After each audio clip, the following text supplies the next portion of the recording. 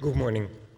I was going to give a particular lecture, but I decided to change it at the last moment and to be kind of slightly more personal and slightly more urgent, because I think we live in a kind of urgent kind of situation, even more urgent in terms of change of climate than the organizer could imagine. I'm showing kind of many slides, so I need to go kind of relatively fast. I want to start with kind of some autobiographical kind of issues. This is the city where I was born at the moment that I was born. And therefore, I think it is clear, if you're born in such a kind of situation, you are forced to become an optimist, because everything after this condition that you see here is obviously an improvement. And in that sense, my life has been kind of really dictated by this context and this environment and this particular moment. I'm through and through European, and I want to kind of initially talk about Europe, because I think that the condition of Europe is very important to address also for architects, and maybe not in terms of architecture, but simply in terms of the architecture of Europe. I think what is very confusing still is that there are two tendencies or two ideologies, two sets of values that characterize Europe. There's a continental set of values, and this would be a kind of typical example of it, Antonioni's movie La Notte. And then there is the Anglo-Saxon kind of sense of values, represented, of course, by England in the first place and by America in the second place. And I think that kind of many of us are still influenced by both these tendencies, even though at this particular moment, of course, the Anglo-Saxon kind of tendency has decided no longer to be part of Europe. So I think that what we are kind of looking for is kind of maybe a kind of situation where we can go back to the initial form of modernity that kind of Europe created, and maybe see what this kind of separation means for us. In other words, I think that Europe has two tendencies and two modernities. One is a kind of Apollonian continental modernity that kind of thinks first, and the second one is a kind of Dionysian, maybe Anglo-Saxon modernity that kind of feels and that is very emotional. Of course, these two ought to have a kind of beautiful dialogue, and you ought to be totally complementary, but at this moment they are not. This is the continental modernity, again, Antonioni movie. It's the kind of stock market in Milan, a very European view. And of course, this is the Anglo-Saxon kind of modernity, the Stones, all together an incredibly attractive and deeply influential package. Now, the Treaty of Rome, creating a Europe of 6 countries, was signed in 1957 when I was 13 years old. And I had a history teacher who was kind of very smart and who basically told me that this was going to be a kind of very important moment for all of us. Although, of course, it was kind of very remote. Rome was not kind of really accessible. And the importance at that time was not very evident for everybody. But 2 years later, you see in this kind of picture of artists reunited in Antwerp, that for the first time kind of German artists, Swiss artists, kind of Belgian artists, and French artists and Italian artists started to communicate together. And so that therefore the influence of the European Union is not only a kind of political construct, it is also, and maybe even more importantly, a cultural construct. And I think it is kind of really the defense of this kind of cultural construct which I think is very crucial for all of us at this particular moment. When I did kind of my research, I was kind of myself really surprised by the immediacy, only 2 years between this table and this table. before I was an architect, I was a journalist, and as a journalist, I was kind of deeply influenced by one of the kind of artists in this kind of image, a Dutch poet and painter called Armando, who was my editor, and who taught me to kind of write in a particular way and to look at the world in a particular way. And basically, this was his quote: write everything in a very objective way, with the surprise of somebody who just came from Mars. And this was basically his instruction. And I have to say that it remained with me in a very important sense that for me, looking at the world is not kind of venting opinions, it's not kind of intervening or directly acting, but it is kind of first recording and then analyzing and then kind of maybe acting in a certain way. Anyway, so I came from this Europe, and in '68 I decided two things: to go to that Europe, which was not really part of Europe, and to this Europe, which again was also not really part of Europe. I went to the Architectural Association in London. London at the time was a kind of really horrendous city with kind of horrible fog and totally Victorian moods and habits. A complete absence of coffee and horrible food. It was really a ghastly and very difficult kind of situation to survive in if you came from the continent. In the AA, of course, we were the first to kind of really enter this totally English system. I cannot kind of say enough now. The Architectural Association is, of course, a kind of very glamorous, very cosmopolitan kind of situation. But at the time, we were really pioneers, kind of giving and entering European or, let's say, international thinking in this world. The other kind of thing, other place I went to was kind of Berlin to study the wall, and particularly to study the effect of politics on architecture. And I think that this is a kind of really fundamental element of my entire mentality. I am not in the first place kind of interested in form or shape, but I am in the first place maybe interested in the architect as somebody who plays a role in this kind of situation. And it is kind of really incredibly touching in kind of retrospect how little physical substance is needed to both express a kind of vast world of difference, but also how we should kind of think of architecture not necessarily as a kind of thing of beauty, but a political action. Anyway, when I grew up in this kind of same period, the world was safely divided in different kind of value systems. But of course, from the Anglo-Saxon side came a kind of very strong combination, Reagan and Thatcher, and they introduced in the 80s, it was kind of really an amazing coincidence that two such sympathetic characters, or at least characters that liked each other so much, were in charge at the same time, and they could kind of really change the course of history.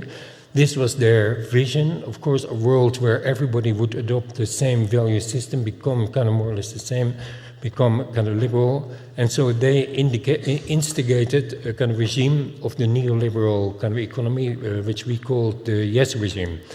Now, we have spoken in our work and kind of in our writing very often about this kind of Yes regime. I think currently not a single architect can disconnect from this regime, so we have certainly not been able to disconnect from it, but nevertheless we have been kind of very critical of it from the very beginning. And as a kind of reporter or as a kind of journalist, I have tried to also kind of describe the effect of this Yes regime on the city, on a kind of situation, because I think that this is all connected to the economy, where if this was our fundamental understanding of the city, a coherent system of great density, great ambition, that worked through a large amount of organization and therefore an enormous collective commitment to the maintenance and the kind of running of the city. Now we are in a kind of totally different situation where you could say that all these elements have been eroded and are living almost kind of independent existences. This is the city of Shenzhen, where this is the major kind of intersection of the city, which is less than 400 meters removed from the rice fields. So basically, in these two conditions, it's very clear that the economy, even if this is a communist country, has played a massive impact on all our values, and that we have been kind of very little alert to that effect. And even this can be now kind of interpreted as a city. In the same time, I think our values have completely changed. This is, and I'm kind of describing a process which didn't go very deliberately, but where slowly but surely, I think we were seduced in kind of thinking of life in a kind of much more, much less challenging way and a much more comfortable way. This is an urban citizen in New York in the 40s, and you know that kind of basically anything can happen in the night that is in front of him. So therefore there's both danger and adventure and challenge. Here is a kind of contemporary man facing a contemporary environment, and you know that he is out of danger, but also that there is no adventure in his life. And so basically I think that where in the kind of 60s, 70s, we still all carried the kind of values of the French Revolution, liberté, égalité, and fraternité with us, but whether we want to or not, we have kind of given them or changed them for comfort, security, and sustainability. And I think that this combination of three factors is, on the one hand, the outcome of a kind of economic system, but I think it is also a kind of very dangerous combination in terms of our survival, because by challenging, by abandoning challenge for comfort, we are no longer the people we were. Now, last week, something kind of really terrible kind of happened in England. England kind of decided to leave the EU, and that could have enormous repercussions, kind of particularly if the kind of crowd in England that basically managed this exit would connect with a potential future president of America. Because then kind of really the Anglo-Saxon dimension could become a kind of major threat in the world. So there are premature declarations that Europe is dead, with a kind of question, long live Europe, with a question mark. The kind of yes regime, we need to declare it dead and celebrate its death, and also kind of react and find new ways of thinking about economy and equality. And this is then the kind of New York with two weird kind of North Sea Corsicas kind of left and England gone. We have been in the past 20, 30 years very, very active in terms of trying to express the idea of Europe, but also working on constructing Europe, not with a lot of success, but at this point maybe with some insight, what is the crucial part of Europe. This was our initial kind of proposition to, in a way, make the communication about Europe and of Europe a lot more appealing, a flag that included every European flag. And so we're now in a kind of situation that one of these disappears, but maybe we should carry this and keep it as a kind of potential space for them to kind of return if they ever want to. What it means is that we have to focus on this Herodotus kind of map, Europe and China, India, the Arab world, and North Africa as a kind of single entity. And that is really perhaps the most urgent thing that we need to do. And I think that architecture can play a certain role in the sense that many of us are involved in all these countries and ought to see ourselves as people who weave connections and who are part of a communication system, an open communication system with all these kind of regimes, and very importantly, even if we don't like these regimes. I think that has been kind of one of our big problems for the last 20 years, that kind of basically our own value system, we were so convinced of it that we could, in a way, not bring ourselves to communicate fundamentally with other cultures and with other political systems, but we are, the West, only kind of 20 or 18% of mankind, so we have to give up that ambition and make this kind of situation work. And that means that kind of both about human rights, corruption, freedom of speech, free trade, arms warfare, and copyright, we have to adjust or we have to negotiate. It's a kind of process of negotiation that we have to engage kind of much more energetically than we are today. Also, I think it's very important that we do not panic about terrorism. This is the kind of current last kind of situation, recent situation in Europe. We have kind of from the 70s to 92, we were kind of facing and living with a kind of almost 5 or 10-fold kind of intensity of terrorism. So it is a kind of highly absurd situation that here we managed and we kept our, as the French say, sang-froid, our cold blood, but here we panic. And I would say that changing the kind of values of the French Revolution to the value of comfort kind of really explains why we panic.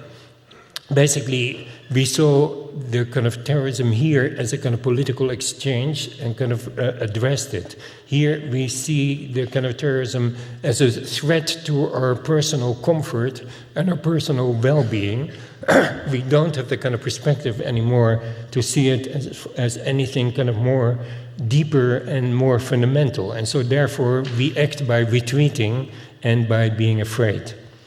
So I would say that all of us in this room have been guilty of kind of thinking and even saying that Europe is all about bureaucracy.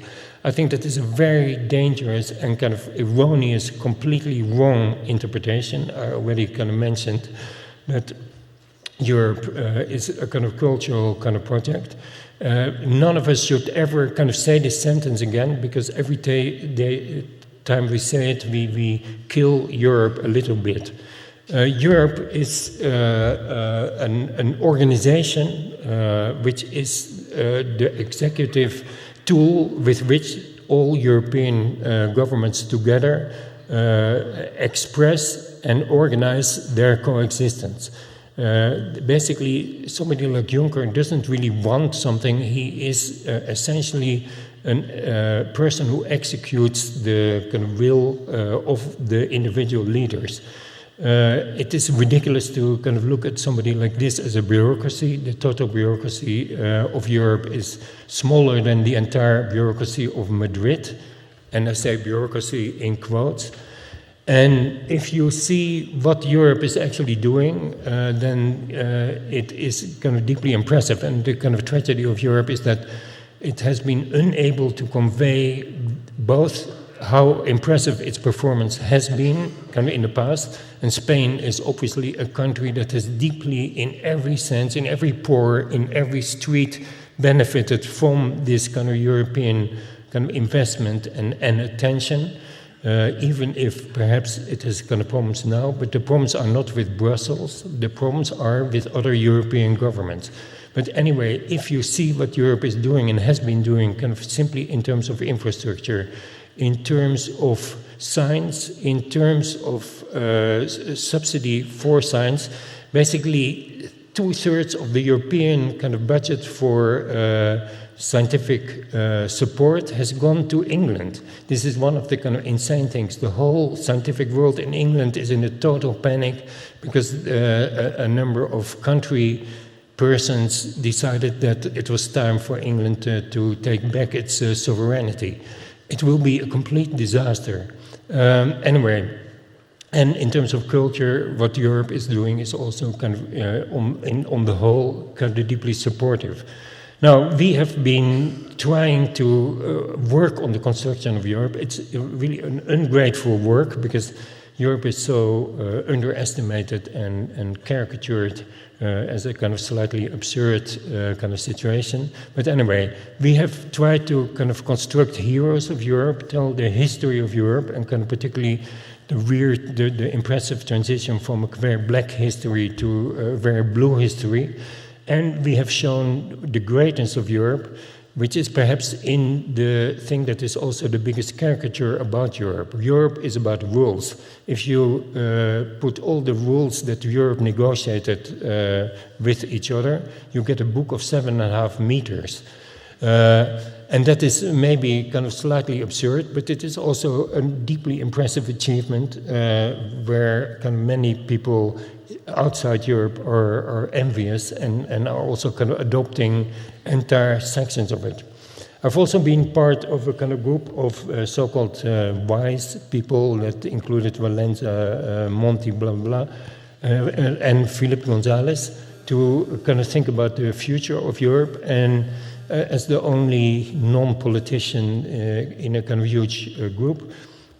And what we kind of propose to do is to write a declaration of interdependence rather than a declaration of independence. And what we try to do is also to make and modernize the kind of way in which Europe kind of communicates kind of much more kind of effective, so that kind of in a day you could get on your phone messages from Europe and images from Europe that kind of really, in an everyday sense, kind of explain and make you feel how incredibly important and crucial and beneficial Europe is for you.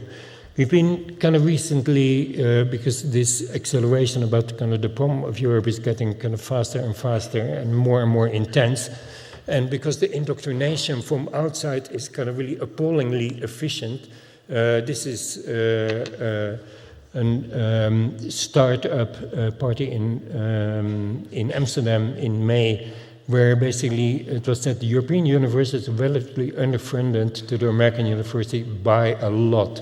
There are a gazillion laws that make it difficult to be an entrepreneur. So this is the verdict on Europe. It's kind of really appalling. This extraordinary wealth in America, it is repeatable in Europe without question. So all of us are suckers. We could be rich, but we are letting ourselves kind of bound by too much bureaucracy. So as a kind of counterpart, I organized a kind of marathon where I was kind of particularly interested to kind of show how, with how much creativity, with how much energy, and with how much intelligence, kind of young so-called bureaucrats kind of in Europe are taking seriously, but also dealing with an enormous amount of kind of really critical problems that in most cases are completely new, that have never existed kind of before, for which there is no book or no rules, and how therefore they very creatively are operating in what you could say is terra incognita. And that is perhaps the most important kind of paradox of Europe. It seems the oldest country, but it is actually the youngest country. It's a kind of experiment in kind of formation, and what all of us are showing in a kind of very slightly unintelligent, not to say dumb way, is an incredible impatience with this experiment. We feel old, we feel settled and established, and so we have no patience for this experimentation and this risk-taking to take place and to be settled. So in this conference we had the kind of a young 34-old Belgian woman who was the advisor for protocol for the European president, a totally new role. So for every single moment she had to invent what the rules were going to be. This is a kind of Polish negotiator who invented a way for the European countries to define a position in the climate change conference in Paris that was so ambitious and that exceeded twice their earlier commitment. And that was kind of really a very incredibly intense labor of negotiation, but also strategy of negotiation, where negotiations with 25 countries that typically go down and reach the kind of lowest common denominator were turned into the highest common denominator, and basically resulted in a position of Europe so bold that it kind of shamed all the other participants in Paris into following them. And that is a kind of success that none of us even have heard of, I guess. But it's certainly a success that we don't know how to celebrate and don't know how to kind of recognize. And that is why it was so important to bring these kind of activities across in Europe. And here you see the kind of problem with Europe. The success of Europe was claimed by an individual country, by France. And here you see Laurent Fabius, who negotiated the conference. But basically, Europe is a kind of situation where every failure can be blamed on Europe, and every success can be kind of claimed by individual countries. A really serious problem that has to kind of change immediately, because the next day, this kind of really mediocre kind of label celebrated the European kind of part of Europe. And of course, this is impressive and this is pathetic, but it was Europe that kind of really prepared and did this. We basically also kind of found kind of European scientists that are extremely sophisticated in terms of analyzing the ice sheet on Greenland, which will have the kind of biggest consequences for the future of Europe in the near future. We talked to the Dutch socialist opposition, socialist leader Samson, who crafted also with a lot of intricacy the kind of rules which now are used to orchestrate the traffic of refugees, which is not perhaps a kind of perfect kind of situation, but which was another way of dealing with a kind of real crisis that kind of threatened to become the undoing of Europe as a whole. So again, what is very important in all these things is to not expect perfection, but to kind of have respect for intelligence and intelligent action. And I think that we are all in our judgment of Europe kind of really way too brutal and unable to follow any of the kind of nuances that are necessary to understand the kind of phenomenon as intricate as Europe. I already mentioned science. Here we're talking to a 27-year-old kind of scientist. She was a refugee and came to Amsterdam, then studied nuclear fusion in Eindhoven, one of the universities that are benefiting, of course, enormously from the Erasmus project. And she's part of a kind of project in Germany where fusion has been organized kind of for a split second, and which seems to be in the near future a site or a device which could actually deliver fusion, which of course for the entire solution of the climate change issue is a crucial invention, because it would offer unlimited energy with almost no disadvantages. And this is, of course, also a kind of operation that is kind of supported by Europe. And if you see the kind of intricacy and the kind of beauty and the incredible intelligence that we are now kind of able to generate, I would say that we are very far removed from these kind of entities. And there is a kind of real problem that in our removal and not having access to the beauty, but also the kind of successes of these kind of things, we denigrate Europe almost as a kind of routine. But we ought to really be grateful that we live in this territory, and that we live in a kind of situation where enormous means are guided to this kind of scientific experiment. It's also, of course, kind of possible only to kind of engineer this kind of intricacy since maybe 10 years in terms of our tools.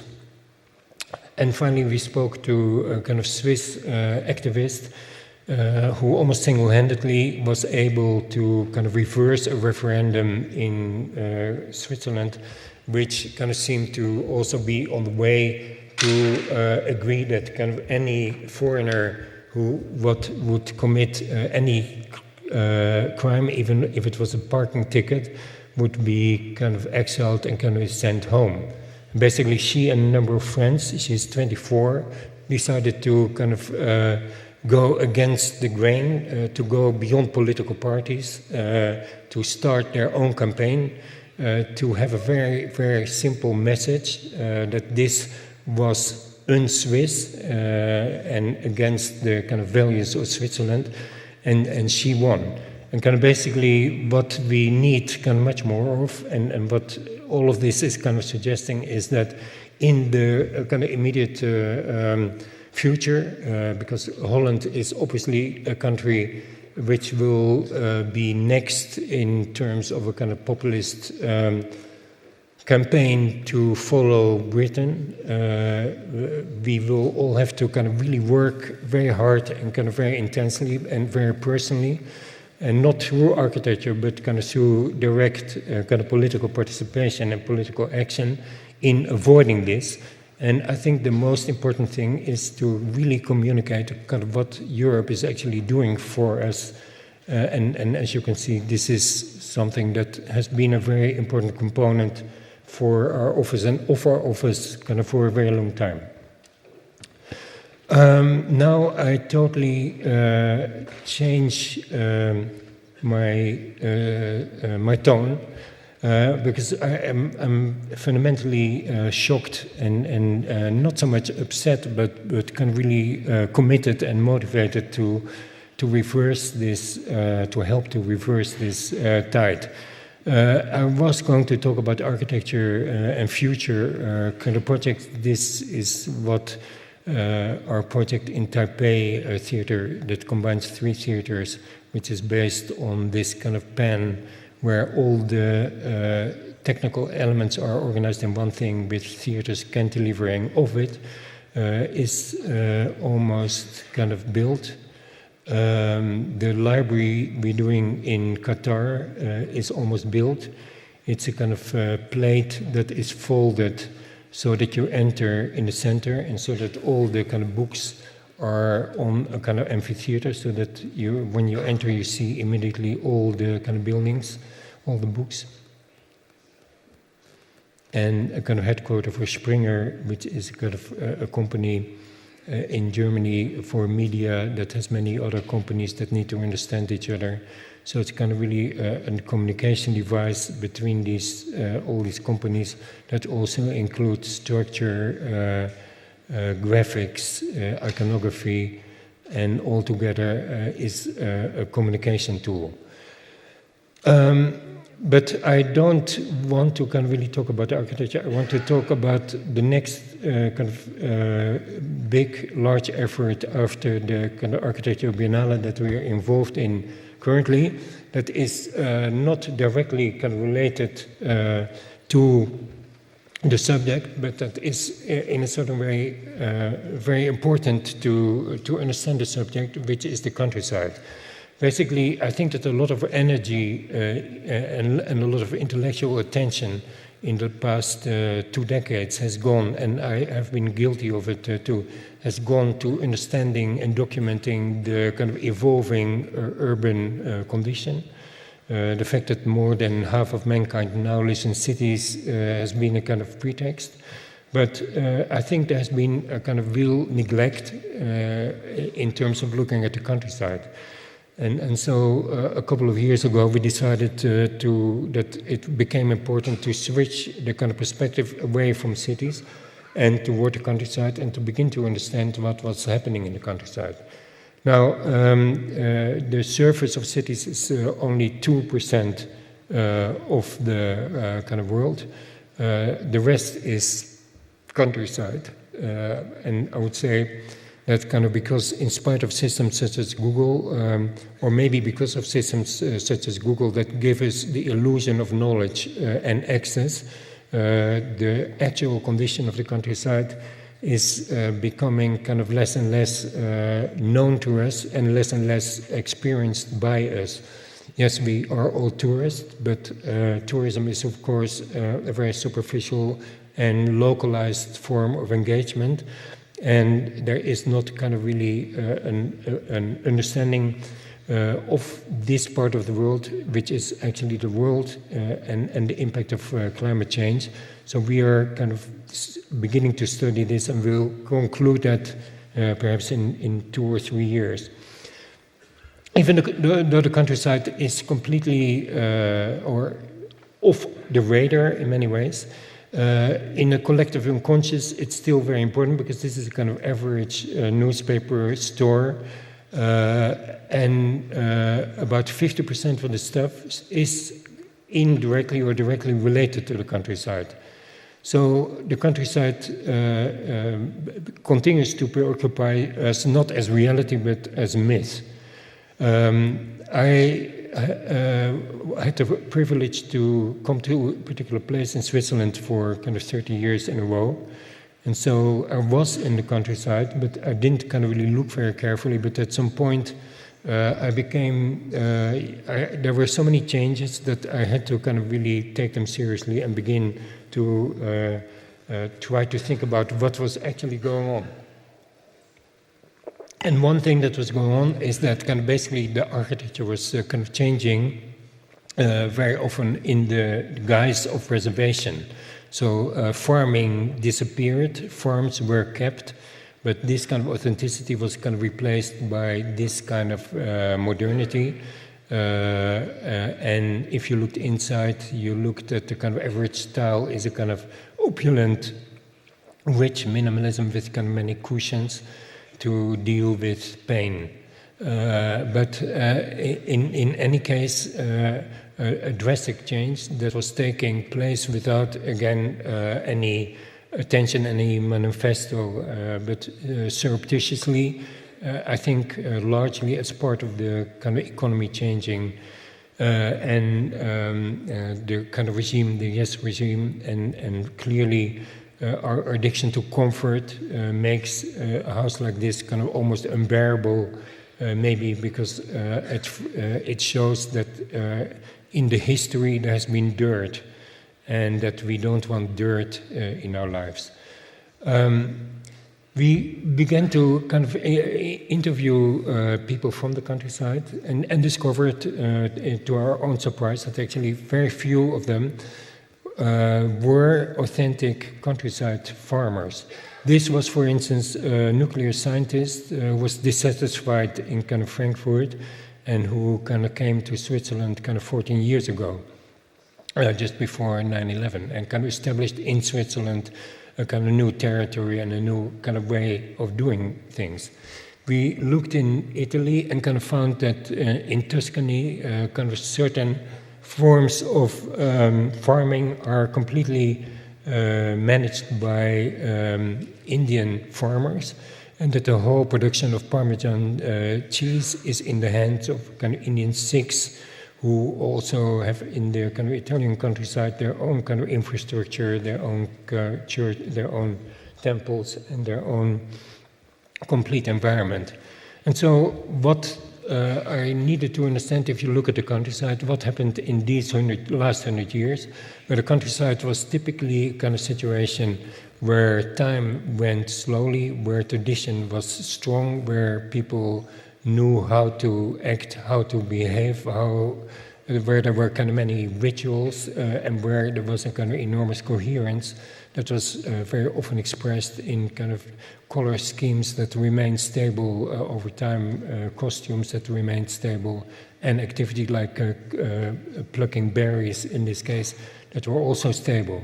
100 years later, this is a kind of very typical image in Switzerland, kind of Thai and Philippine caretakers that take care of the house, the children, the animals, and that kind of live in Switzerland in otherwise kind of more or less abandoned environments. So more and more we became convinced that the countryside was changing perhaps more faster than the kind of city, and that it became kind of very crucial to begin to understand that. Now, the world is, of course, too big for us, so we needed to kind of look at kind of certain strategic conditions, and we have maybe kind of now 4 or 5 elements that we are beginning to explore and also beginning to understand. One of them is kind of Russia, and particularly, again, not the kind of urban Russia, Moscow or Petersburg, but the hinterland of Russia. This was the network of Aeroflot under communism, at the end of communism, kind of 200 destinations. And now, after the market economy, after Reagan and Thatcher, kind of 30 years later, only 30 domestic destinations are available. So it means that kind of 170 destinations have been abandoned.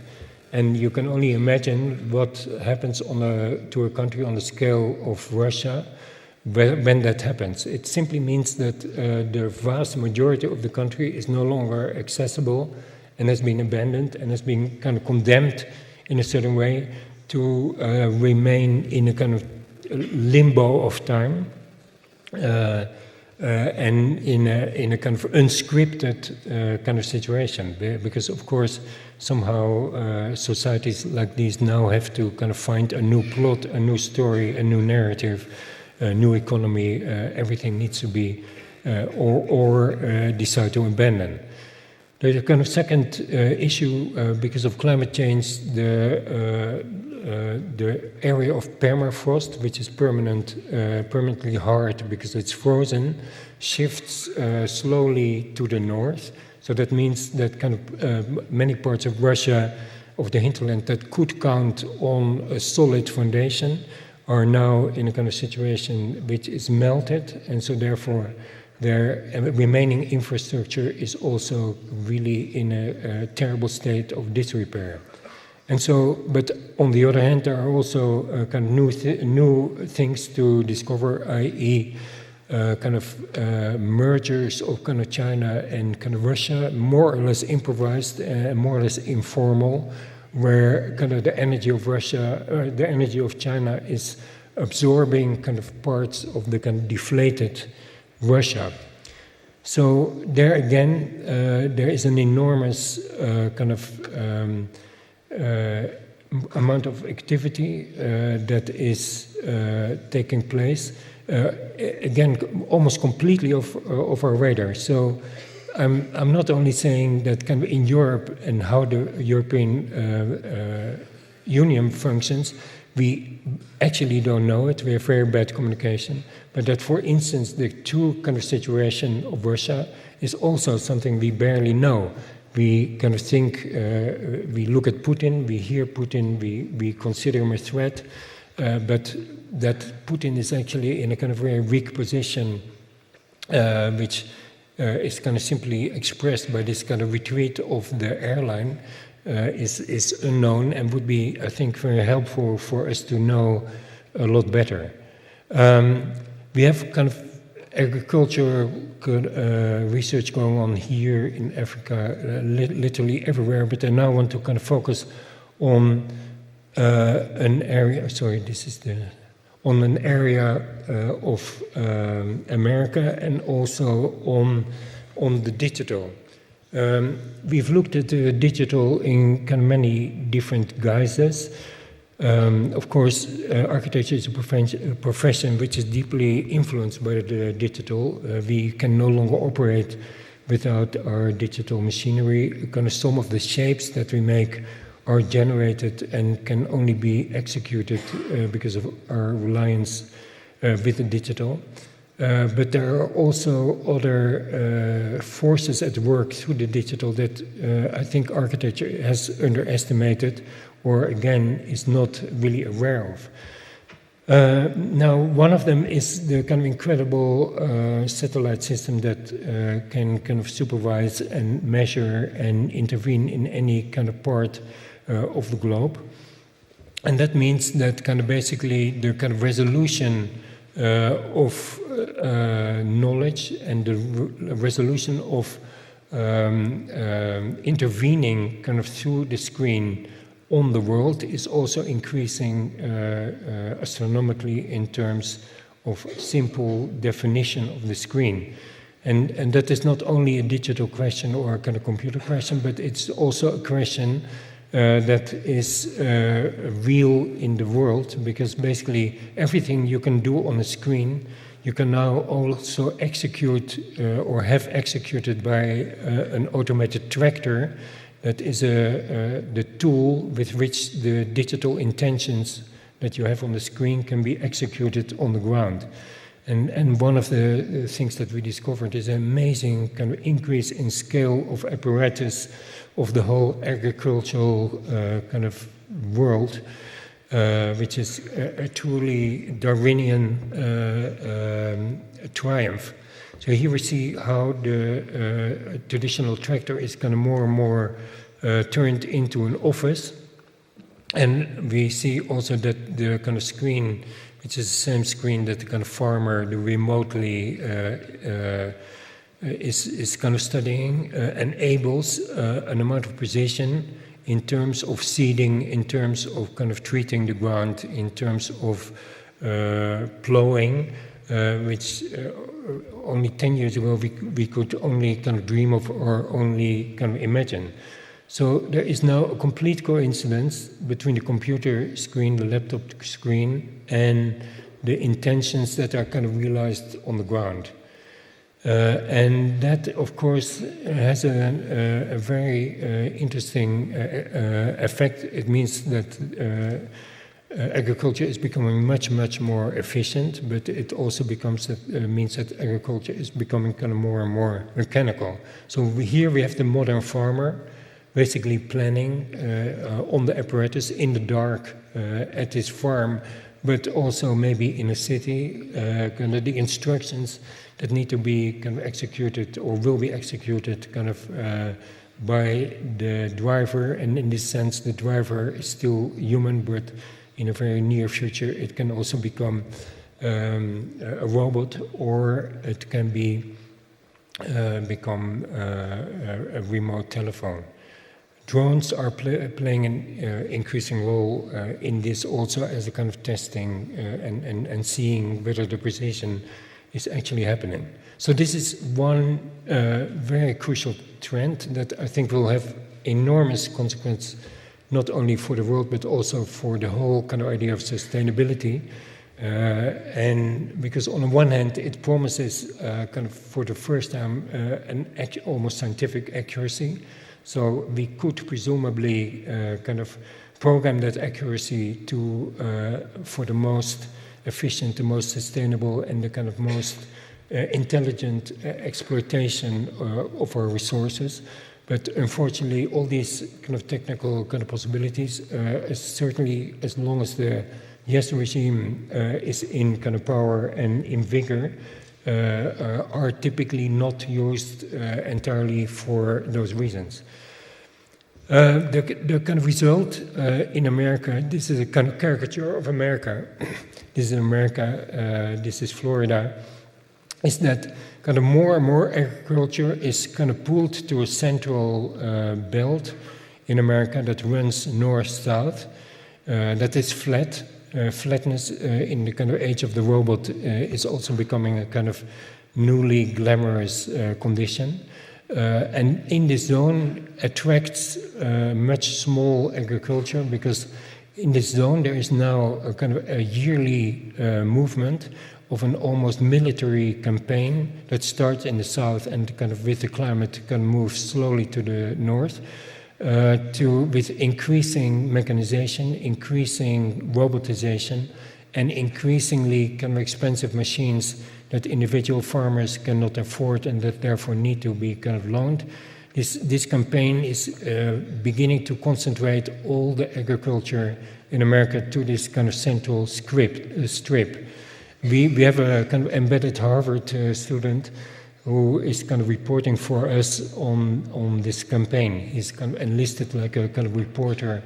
And you see the scale of machinery in itself, basically the amount of commodity production already of all these elements, kind of 35 of all, 45 of all P's, all of that is kind of generated in this zone. Here you see the kind of campaign, the dashboard, but also the machinery that he kind of has and with which his actions are kind of programmed. And here the kind of almost the war diagrams that are necessary for doing this. And here the scale of the campaign in kind of reality. And then here the effect, the kind of position of lots of this on the landscape. So I think that initially, one initial conclusion of our countryside research is that the comfort and security and fun that we now expect in our cities, that we pay for that by an incredibly high amount of organization in the countryside. And that organization is, again, kind of barely visible, but if you can really focus on it, it becomes kind of very crucial. But then there is another kind of digital overlay in the countryside, and that is, again, simply that certain digital companies are becoming so big and so crucial to our economy and to our expectations and to our life, that in order to fulfill their tasks, they need to, they can no longer use the city simply because their kind of buildings are becoming too big and having a kind of scale beyond the city. So this is becoming very evident in the west coast of America, in a kind of area in Nevada, which interestingly enough is in a way the counterpart of Silicon Valley. So we have Silicon Valley here, and here in Nevada, crossed by a border, and of course Nevada has no income tax. So here the thinking is taking place for the digital world, but here there's kind of more and more kind of realizations of the infrastructure of the digital world. Now Nevada was also ironically a virgin territory where land art made its first appearances, and some of this infrastructure are becoming almost like land art. The city where this takes place is Reno, and the site on which this takes place is called Tahoe Reno Industrial Center. You see it's kind of bigger than Reno itself. And apart from everything else, it's an incredibly kind of beautiful territory of nature. But in this nature, there's now a kind of race of creating larger and larger kind of boxes. And those boxes are either industrial or they are what Amazon calls fulfillment centers, so where the distribution of goods is concentrated so that every desire can be fulfilled, or digital storage farms, or as in the case of Tesla, battery factories. So what we have is kind of basically a race to larger and larger kind of buildings. Kind of some of the buildings are already 1 kilometer long. We will see very soon, I think, buildings that are 3 kilometers long and 2 kilometers wide. And what I think is also very interesting and important is that these buildings are less and less inhabited. The processes in which take place here are largely robotized or mechanized, and that means that a lot of the concessions architects had to do for human occupations, that they can be eliminated. So you could, for instance, have a kind of extremely abstract color scheme, such as this one. You don't need wood, you don't need beige. You can simply make a truly extreme environment where the kind of human interaction and human movement is kind of residual and also dictated completely by security, and where the human now is becoming almost a kind of pocket, nostalgic pocket of sentiment and feeling and value and mythology, and where humans are kind of really put in their place. and where the digital world of the 21st century takes its place. There is even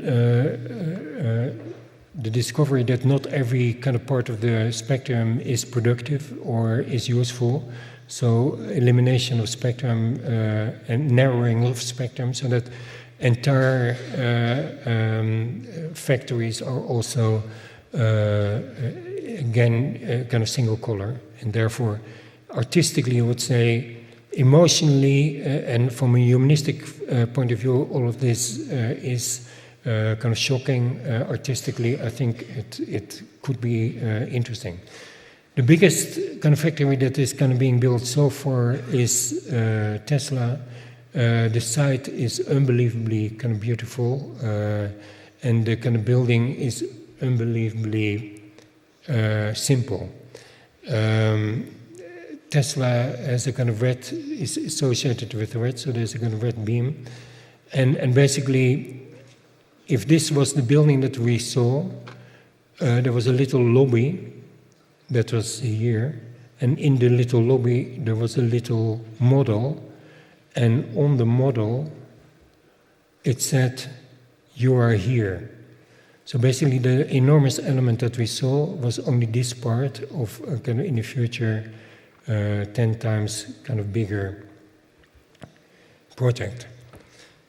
So I think that what is kind of really very key for architecture now is to not embrace this, but really become very unsentimental and forward-looking. Because I think that our sentimentality holds us kind of really back in the most kind of appalling way in terms of addressing key issues. I think we need to kind of really begin to kind of think about this kind of environment. Our whole profession is about kind of cities, about how to kind of create public space. It may be that kind of in the future it becomes much more important to kind of really think about this kind of space because there is a lot of outside space, but there's so few population that you cannot kind of really call it kind of public space anymore. It's a kind of weird, semi-abandoned, but still there. So what do you do about it? Do you neglect it, ignore it? Is there a better way of doing this? Is there a kind of less wasteful way of doing it? Are we in kind of facing and doing buildings that are lead buildings? Is that basically a modern way of kind of thinking? Or do we really have to kind of think much more seriously about this scale and this encroachment and this kind of mutation of our culture, which is really not imminent, but it's there. And I haven't kind of seen a single architectural magazine that is even remotely aware of this kind of situation. So basically, maybe we have been here kind of before. Maybe it is an aesthetic that the avant-garde has already kind of explored. This is super studio, and of course you can also read this as a kind of super factory kind of in a landscape, but then done with kind of more elegance and more kind of sophistication, or this one. And maybe we were shocked when we saw these and kind of thought they were kind of simply warnings and allegories, but maybe they actually were pretty clairvoyant kind of statements of how things could be. And so maybe we need to kind of think about this, or make it slightly more interesting, or create a kind of mythology, or make and consider this a landscape that sooner or later we have to deal with. Thank you very much.